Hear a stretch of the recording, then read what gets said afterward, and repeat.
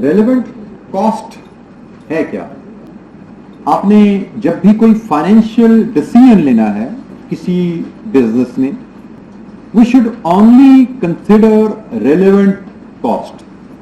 Decision लेते हुए हमें सिर्फ रेलेवेंट कॉस्ट को कंसिडर करना है, और इसका जो कंट्रेरी वर्ड होता है वो इररेलेवेंट कॉस्ट होती है। तो हमने इररेलेवेंट कॉस्ट को इग्नोर कर देना है। Irrelevant cost should be ignored. We should only consider relevant cost, or irrelevant cost should be ignored. This is the very basic learning जब हम डिसीजन मेकिंग की तरफ सफर शुरू करते हैं। अब रेलेवेंट कॉस्ट होती क्या है? रेलेवेंट कॉस्ट के 3 कैरेक्टरिस्टिक्स जरूर यहाँ पे लिखे हुए हैं, लेकिन इसका सबसे इंपॉर्टेंट जो अहम डिसाइडिंग फैक्टर है वो ये बुलेट नंबर 2 है। इसमें लिखा है जी कि रेलेवेंट कॉस्ट हमेशा वो होगी जो फ्यूचर में इनकर होनी है, फ्यूचर में आनी है। अभी रेलेवेंट कॉस्ट हमेशा वो होगी जो कैश में इनकर होगी। वी नो कैश और नॉन कैश का फर्क। As an accountant non cash items भी होती है, हमें पता है कॉस्ट की, but relevant is only cash item. लेकिन सबसे अहम जो रेलेवेंट का फैक्टर है वो ये है, it will occur as a direct consequence of making a decision. Relevant cost की डेफिनेशन जो फाइनल कंक्लूडिंग स्वीपिंग स्टेटमेंट है वो ये है जी कि वो कॉस्ट जो आपके डिसीजन की वजह से इनकर हो। आप यस या नो जो डिसीजन लेना चाह रहे हैं उसके यस या नो से जो चेंज हो, जो इफेक्ट हो, जो इनकर हो, that is relevant. Relevant cost की जो डेफिनेशन, जो कॉन्सेप्ट है, ये शॉर्ट टर्म डिसीजन मेकिंग में भी इस्तेमाल होगा। ये लॉन्ग टर्म डिसीजन मेकिंग जो आगे चल के हम पढ़ेंगे उसमें भी ये कॉन्सेप्ट अप्लाई होगा।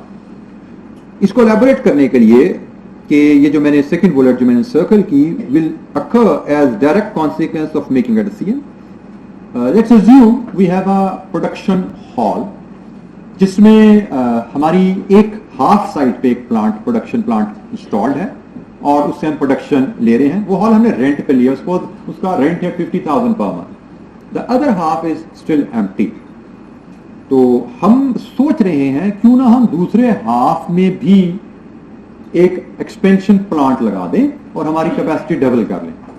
अब हम जब दूसरे प्लांट की फिजिबिलिटी असेस कर रहे होंगे तो उस फिजिबिलिटी में rent of the production hall will be irrelevant, क्योंकि हॉल तो हम पहले ही किराए पे ले चुके हैं।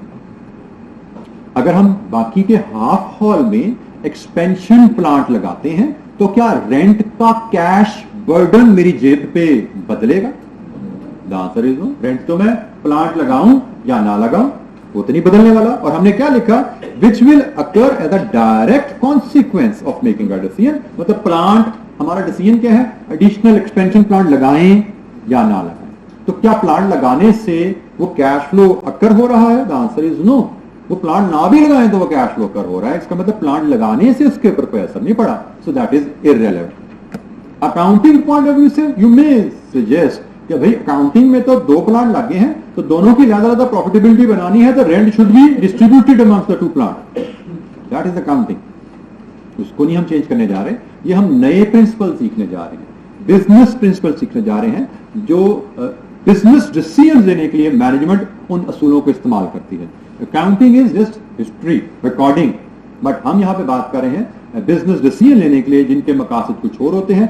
मैनेजमेंट अकाउंटिंग में जर्नली इस तरह के डिसीजन का मकसद होता है to increase our cash flow, अपने कैश फ्लोज में, अपने प्रॉफिट्स में इजाफा लाना, ये जर्नली मकसद होता है मैनेजमेंट अकाउंटिंग में डिसीजन लेते हैं। अच्छा, रेलेवेंट कॉस्टिंग के हमने जब भी कोई सवाल हमें दिया जाएगा, जैसे मैंने आपसे थोड़ी देर पहले कहा था, हमें कहा जा सकता है कि आप प्राइस बताएं किसी प्रोडक्ट की, तो हमने कहा जी प्राइस से पहले हमें कॉस्ट चाहिए होगी, हमें पता लगे कि चीज की कॉस्ट क्या है, फिर ही प्राइस बताएंगे ना, मार्कअप या मार्जिन ऐड करके। तो अब हम जो जहां सीख रहे हैं कि हमसे कहा गया है give decision on the price, that is the decision making. तो we need cost of the product and we will only consider relevant cost. This is what we are learning. हम अकाउंटिंग मेथड पे नहीं जाएंगे, हम relevant cost पे जाएंगे। Accounting cost में interested नहीं होते क्योंकि accounting is history, accounting information is all historic. और रेलेवेंट कॉस्ट का पहली बुलेट क्या है? Future. So it can't be accounting. ऐसा ही है ना, अकाउंटिंग तो हिस्ट्री होती है ना, हिस्टोरिक इंफॉर्मेशन होती है, तो रेलेवेंट तो फ्यूचर है, तो it can not be historic, it can not be accounting information. तो ये ध्यान में रखिएगा, it will B entirely different from the accounting information. Yes, शायद कुछ इन्फॉर्मेशन ऐसी हो जो अकाउंटिंग में भी वही जारी हो जो हम इधर अपने डिसीजन मेकिंग में ला रहे हैं, बट बेस अलग है, it may be a confidence. अच्छा, रेलेवेंट कॉस्टिंग से रिलेटेड कुछ टर्म्स हैं जो अक्सर हमें सिनेरियोज में नजर आएंगी. We need to understand their meaning. ये terms are explained in your notes. यहाँ पे हम सिर्फ इनकी brief explanation और understanding लेंगे, कुछ एग्जाम्पल करने की कोशिश करेंगे. जैसे पहली टर्म है incremental cost. Incremental cost, incremental cost से मुराद है कोई एक्टिविटी परफॉर्म करने की वजह से कॉस्ट में जो इजाफा आता है. इसकी एग्जांपल जनरली आप लेते हैं variable cost. All variable cost are incremental. आपको कहा गया इस डाइस का प्राइस बताओ, तो इस डाइस की प्राइसिंग में इसकी कॉस्टिंग करनी पड़ेगी. तो कॉस्टिंग के तो दो हिस्से बन जाते हैं मोटे मोटे, एक वेरिएबल होता है, एक फिक्स होता है. तो सबसे पहले हमने कहा जी जो वेरिएबल हिस्सा है उसकी बात कर रहे हैं. वेरिएबल हिस्सा इज ऑलवेज इंक्रीमेंटल. एक टेबल बनाओगे 100 रुपया लगा, 2 टेबल बनाओगे 200 रुपए लगेंगे, 3 टेबल बनाएंगे तो 300 रुपए लगेंगे. ये असूल हमने सीखा, बेसिक सीखा हुआ है कि वेरिएबल कॉस्ट पर यूनिट जैसे जैसे प्रोडक्शन बढ़ती जाती है वेरिएबल कॉस्ट आपकी इंक्रीज करती जाती है. Variable cost is always incremental. Activity बढ़ने से इंक्रीज करती है and it is always relevant. Incremental cost activity बढ़ने से बदलती है, that is always relevant. Incremental की टर्म अगर यूज की जाएगी तो we should know incremental cost are always relevant. दूसरी टर्म जी जो अक्सर हमें सुनने को मिलेगी आगे चल के, that is differential cost. Differential cost होती है जी अगर आपको डिसीजन लेते हैं तो उस डिसीजन की वजह से कॉस्ट में चेंज क्या आया है, शिफ्ट क्या आया है. फॉर एग्जाम्पल आप के ऑफिस में एक आपने प्रिंटर फोटोकॉपी मशीन लीज पे ली हुई and that photocopy machine only provides black and white photocopies. आपने वो ली हुई जी 15,000 पर मंथ लीज पे, ऑपरेटिंग लीज है 15,000 per month. Now you are thinking कि हमारी कभी ना कभी कलर्ड प्रिंटिंग की भी रिक्वायरमेंट आ जाती है, तो हम क्यों ना कलर्ड मशीन ले आए. अब डिसीजन क्या है, should we get colored machine on lease or should we replace our black and white machine with the colored machine. आपने चेक किया जी कलर्ड मशीन का रेंटल क्या है, आपको पता लगा जी दैट इज 25,000. सब आपने अपने बॉस के पास प्रपोजल लेकर जाना तो उस प्रपोजल में which value you should reflect, differential cost. आप बॉस के पास लेकर जाएंगे जी हम अपनी ब्लैक एंड व्हाइट मशीन की जगह कलर्ड मशीन लाना चाहते हैं, बट कलर्ड मशीन लाने की वजह से बॉस की सेहत पर असर क्या 25,000 का पड़ने वाला है, 10,000. Differential cost. तो डिसीजन की वजह से कॉस्ट में चेंज क्या आ रहा है, that change is relevant. 25,000 is not relevant. Coloured photocopier लाए या ना लाए, भाई कलर्ड फोटोकॉपियर नहीं भी लाते तो 15 तो जेब से जाएगा ना. तो कलर्ड फोटोकॉपियर के डिसीजन की वजह से हमारी जेब से मजीद क्या जाने वाला है, differential cost. That is relevant. 25,000 is not relevant, differential cost is relevant. जी एनी क्वेश्चन, कोई सवाल यहाँ पे. ये टर्म्स हमें डिफरेंट सिनेरियोज में सवालों में नजर आ सकती हैं, तो इसलिए हम इसको बिल्कुल इनिशियल स्टेजेस पे ही अपने आप को फेमिलियराइज कर रहे हैं टर्म से. अच्छा, next term is avoidable cost. Avoidable cost क्या है? Avoidable cost is the cost which will be avoided if an activity is stop. आप कोई एक्टिविटी रोक दें तो जो कॉस्ट रुक जाती है that is avoidable. Any example? Alternatively हम अनअवॉइडेबल कॉस्ट को भी साथ ही कवर कर लेते हैं. A cost even if you stop an activity which will not stop, that is unavoidable cost. Variable cost generally all variable costs are avoidable. If you stop the production, variable cost will stop immediately. और unavoidable cost कौन सी हो सकती है? अगर हम definition करें तो cost which will not be avoided. Scenario अगर बिल्ड कर लें, सपोज आपकी अभी हम कह रहे थे जी प्रोडक्शन, हमारे प्रोडक्शन लाइन है, 2 प्रोडक्शन लाइन चल रही है, 2 प्रोडक्ट्स हम बना रहे हैं, product A product B. Suppose हमने फैसला कर लिया या हम फैसला करना चाह रहे हैं कि क्यों ना प्रोडक्ट बी को डिसकंटिन्यू कर दें. This may be a decision making situation which we may come across. क्यों ना हम प्रोडक्ट बी को डिसकंटिन्यू कर दें. उसके लिए हमें डिटेल में आगे जाकर पढ़ेंगे डिसीजन मेकिंग सिनेरियो. तो हमें देखना पड़ेगा कि अगर हम प्रोडक्ट बी को डिसकंटिन्यू कर दें तो which cost will be able to avoid, all variable cost will be equal to avoid. Product B बंद की तो प्रोडक्ट बी की जितनी वेरिएबल कॉस्ट हम अवॉइड कर देंगे। May be cost of supervisor will be able to avoid. जब product B बंद कर दी तो उसका प्रोडक्शन सुपरवाइजर भी नहीं चाहिए हमें। But what about rent, will that be avoidable? Probably not, because we are using the same production hall for A. अब रेंट भी फिक्स्ड कॉस्ट है, सुपरवाइजर की सैलरी भी फिक्स्ड कॉस्ट है, बट सुपरवाइजर की सैलरी अवॉइडेबल है अगर हम प्रोडक्ट बी डिसकंटिन्यू करते हैं, बट रेंट अवॉइडेबल नहीं है। सो अवॉइडेबल और अनअवॉइडेबल कॉस्ट का डिफरेंस, जो कॉस्ट अवॉइडेबल होती है that is relevant to your decision making, जो कॉस्ट अवॉइडेबल नहीं है that is not relevant to decision making. क्योंकि आप जब शटडाउन का डिसीजन लेना चाह रहे हो, एक प्रोडक्ट को डिसकंटिन्यू करने की बात कर रहे हैं, तो यू आर इंटरेस्टेड कि मैं इसको डिसकंटिन्यू करूंगा तो व्हाट वेरिएबल विल शिफ्ट, तो वो डेफिनेटली अवॉइडेबल वेरिएबल्स होंगे, वो टिल्ट होंगे। जो अनअवॉइडेबल वेरिएबल है वो टिल्ट नहीं होने वाले। तो जो वेरिएबल आपके डिसीजन से बदलते हैं वही रेलेवेंट होते हैं ना। तो अवॉइडेबल कॉस्ट आपके शटडाउन करने के डिसीजन से बदलेंगी, वो रेलेवेंट होंगी, और अनअवॉइडेबल आपकी इररेलेवेंट होगी।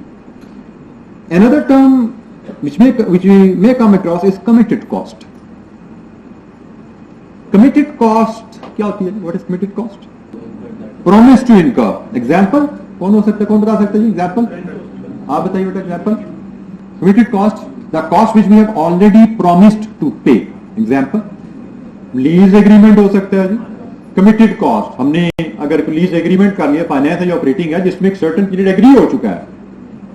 कमिटेड कॉस्ट में भी रेंट हो सकता है कि हमने 1 साल का एडवांस रेंट पे कर दिया है।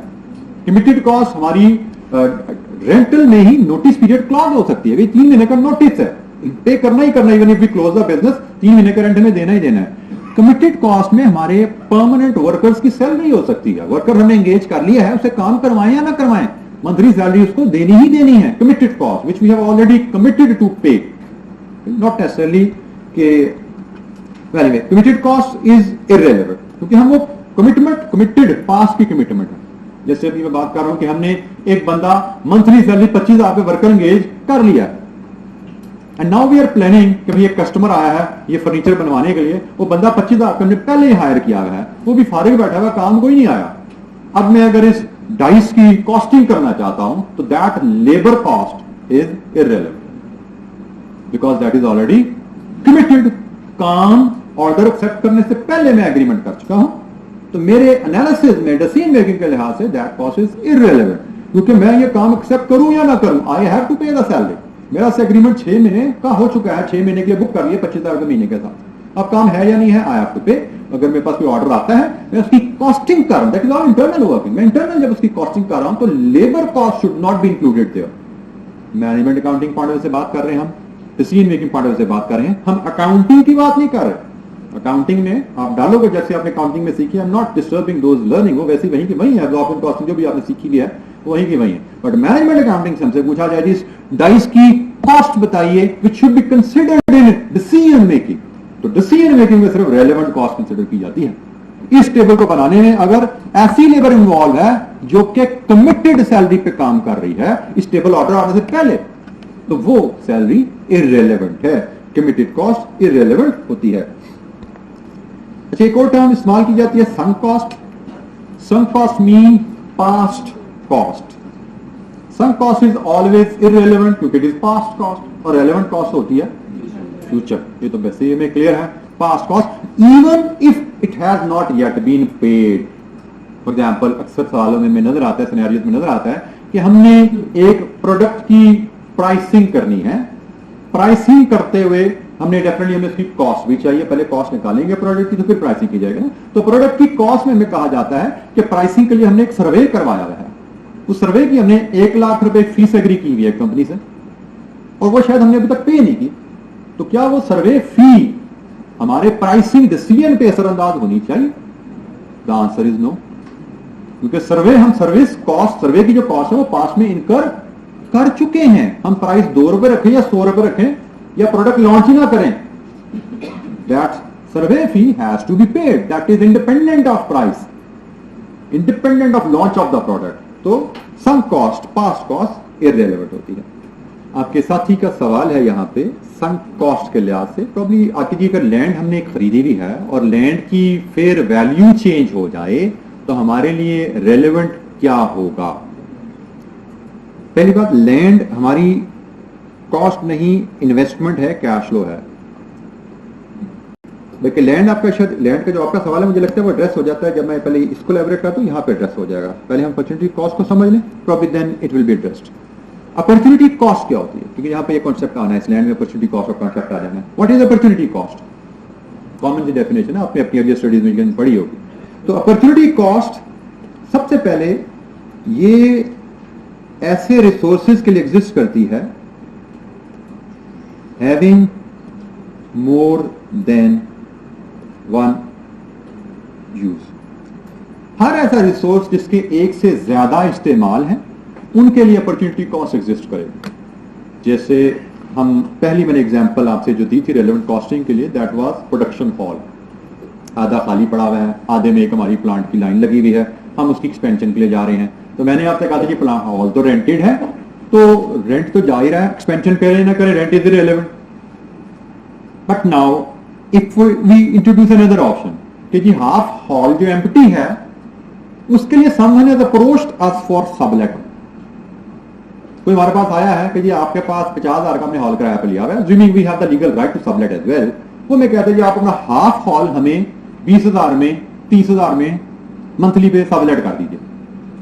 अब उस रिसोर्स के जो स्पेयर हॉल है, जो एम्प्टी हॉल है, अब हमारे पास उसके दो यूजेस आ गए हैं। मैंने क्या लिखा, अपॉर्चुनिटी कॉस्ट एग्जिस्ट करती है हर उस रिसोर्स की, वो रिसोर्स मटेरियल है, वो लेबर है, वो कैपेसिटी है, वो मशीन है, वो हॉल है, बिल्डिंग है, हर रिसोर्स जिसकी एक से ज्यादा इस्तेमाल है उसके लिए अपॉर्चुनिटी कॉस्ट आएगी। तब उस हॉल के दो इस्तेमाल हो गए, एक सबलेट भी कर सकते हैं, एक हम उसको एक्सपेंशन में भी ऑक्यूपाई कर सकते हैं। तो अब डेफिनेशन लाई जो आपके साथी ने बोली, benefit forgone in choosing one alternative.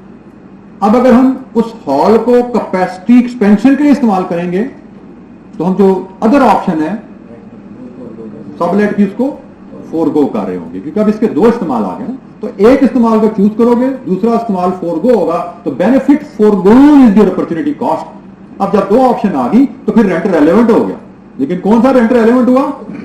फोरगोन, sublet option फोरगोन। 30,000 रुपए महीना जो फोरगो किया ना, that has now become relevant in the feasibility of expansion. So कहीं पे भी कोई भी रिसोर्स जिसके एक से ज्यादा इस्तेमाल है वहां पे ये सबलेट की ऑप्शन, ये अपॉर्चुनिटी कॉस्ट का कॉन्सेप्ट एग्जिस्ट करेगा। Now coming to the question which your colleague raised कि एक लैंड आपने खरीदी थी आज से 10 साल पहले, मे भी 10 करोड़ की थी लैंड। आज जब आप फैसला कर रहे हैं कि भाई हम उस लैंड पे एक नई फैक्ट्री लगा लें, लॉन्ग टर्म डिसीजन है फैक्ट्री लगाना, हमारे इस आगे जो चैप्टर है शॉर्ट टर्म डिसीजन मेकिंग के स्कोप से बाहर है, बट बेसिक डिस्कशन के लिए अब आपको देखना पड़ेगा कि लैंड के हमारे पास ऑप्शन क्या है। प्रॉब्ली लैंड की आपके पास इस सिनेरियो में दो ऑप्शन बन सकती हैं। You can either choose to sell the land और use it in the under consideration project. If you plan to use it then you will forgo the sale option. Past is never relevant. 10 crore की खरीदी थी 10 साल पहले, that is not relevant. Relevant क्या है कि land अब कितने की है? अब तो 50 करोड़ की है। तो अगर हम फैक्ट्री लगाते हैं तो we will be forgoing 50 crore of cash flow, that is relevant, that is the opportunity cost concept. तो आगे हम चलेंगे, हम कोई भी रेलेवेंट इररेलेवेंट का फैसला कर रहे होंगे, उस पर कोई ना कोई हमारी ये टर्म रिलेट कर रही होगी, और अपॉर्चुनिटी कॉस्ट में सबसे ज्यादा यूज होने वाली, अप्लाई होने वाली टर्म है। अवॉइडेबल कॉस्ट की मैं अगर आपसे डेफिनेशन की बात करूं, मैंने शेयर की, it is a cost that will be avoided और saved if we stop any activity. और इसमें मैंने आपको पहली मिसाल दी, variable cost, all variable cost are avoidable. If you stop the production, variable cost will be avoided. फिर मैंने आपको इसमें एक और एग्जांपल दी थी कि आपके पास प्रोडक्शन की दो लाइंस चल रही हैं, ए की एक बी की, and you are considering why not to discontinue product B, probably it is incurring losses, क्यों ना प्रोडक्ट बी को बंद कर दें। तो फैसला करने के लिए आपको डेफिनेटली कुछ रेलेवेंट डाटा गैदर करना पड़ेगा कि बंद करने का फायदा क्या है, बंद करने से हमें बचत क्या होगी। तो उसके लिए आप देखेंगे बंद करने से which cost will be avoided, which cost you will not be able to avoid. तो प्रॉब्ली जैसे मैंने बात की थी, all variable cost relating to product B are avoidable. Supervisor of product B's production, his salary is avoidable. Product B बंद होगी, इसका supervisor पा रहे, but rental of the production facility may be unavoidable because that is the shared building. Product B बंद करोगे तो product ए तो चल रही है, you cannot vacate the, you cannot save on the rental. that is unavoidable. So how to utilize that data? But for the time being, we should be able to understand what is avoidable, what is unavoidable, what is relevant, what is irrelevant. आगे हम चलेंगे different scenarios में, different situations देखेंगे, different problem देखेंगे, उन scenarios को, उन scenarios में principle कैसे apply करने हैं, उस पर बात करेंगे. ये terms बार बार आएंगी, इस पर बात होगी. बट अभी हमने सिर्फ ये बेसिक स्ट्रक्चर थोड़ा समझा, रेलेवेंट कॉस्ट की डेफिनेशन और कुछ important terms relating to relevant cost. Thank you very much. कल इंशाल्लाह मुलाकात होगी.